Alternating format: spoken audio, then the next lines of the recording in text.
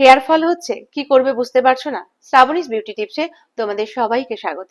দেখো, এখন যা সিজন চলছে বর্ষাকাল, তাতে কিন্তু হেয়ার ফলটা এখন অল্প বিস্তর সবারই হচ্ছে। সো সেটুকু হলে কিন্তু ভয় পাওয়ার কিছু নেই।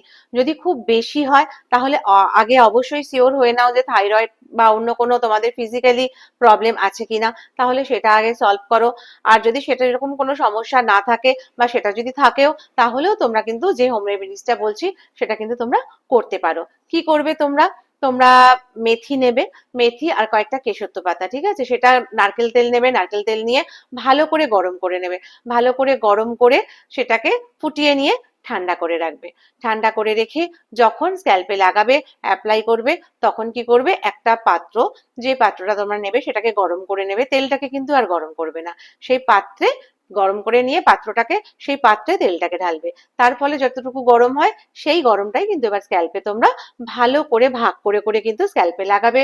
লাগিয়ে মাসাজটা কিন্তু মেন দরকার, ঠিক আছে? খুব ভালো করে আমরা ফিঙ্গার টিপস দিয়ে মাসাজ দেবো, হ্যাঁ? খুব ভালো করে 5 থেকে 10 মিনিট মাসাজ দেবে।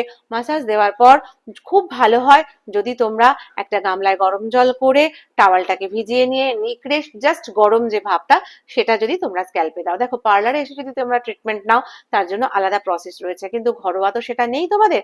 তাহলে তোমাদের কি করতে হবে? তোমরা কিন্তু টাওয়ালটা ওইভাবে জলে চুবিয়ে নিখড়ে নেবে, নিখড়ে নিয়ে সেই শুকনো যে গরম যে ভাবটা থাকবে সেই টাওয়ালটাকে ভালো করে মাথায় আটকে রাখবে।